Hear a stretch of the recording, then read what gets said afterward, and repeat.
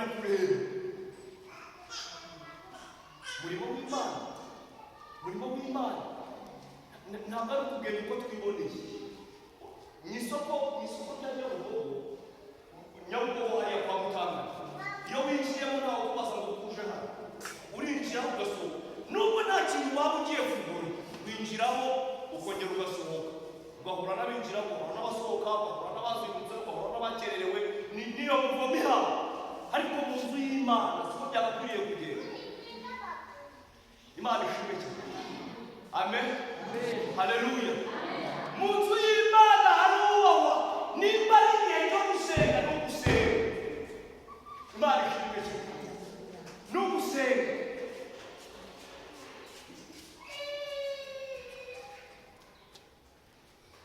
Ukagenda ukabura utunzi kujya kuguruka, amazi ajya kuguruka cyangwa n'abasikayatwara. N'uyu muntu iyi sura ijya yangirika ukagira ngo ukore uko byagenze.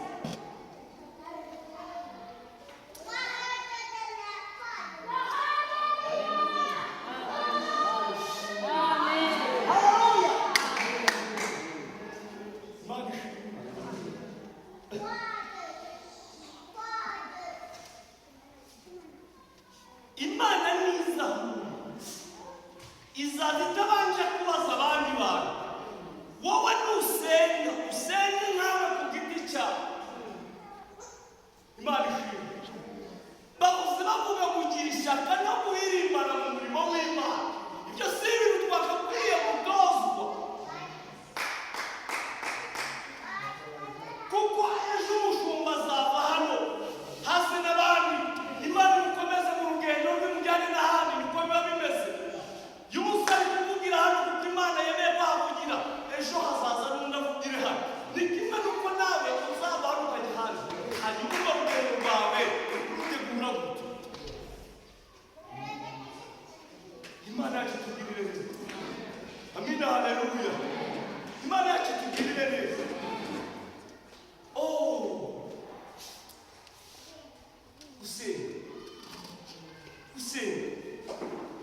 Gusenga ni intwaro ikomera cyane. Ni intwaro ifite ububasha, ni intwaro ifite ubushobozi. Ariko abantu bazi Imana bayimenye baratandukanye.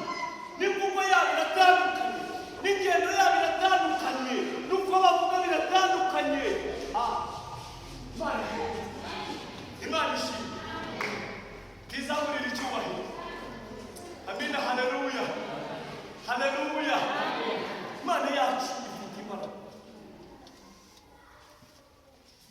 Gisomye mu gitabo cy'Abami ba Kabiri ibice 5 uhasanga umugabo witwa Nama. Bibiliya ivuga ngo yari umugabo w'ingabo, yari akomeye, yari afite ubushobozi n'ububasha, ngo icyo yategekaga cyose niko cyakorwa.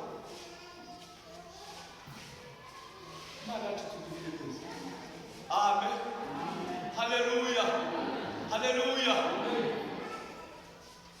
Ariko ikibazo kiravuga, agerwaho icyubahiro n'icyamutabara, amafaranga ntiyamutabara, amaesikoti ye ntiyamutabara. Ariko Imana nyir'ingabo ikoresha umuhanuzi.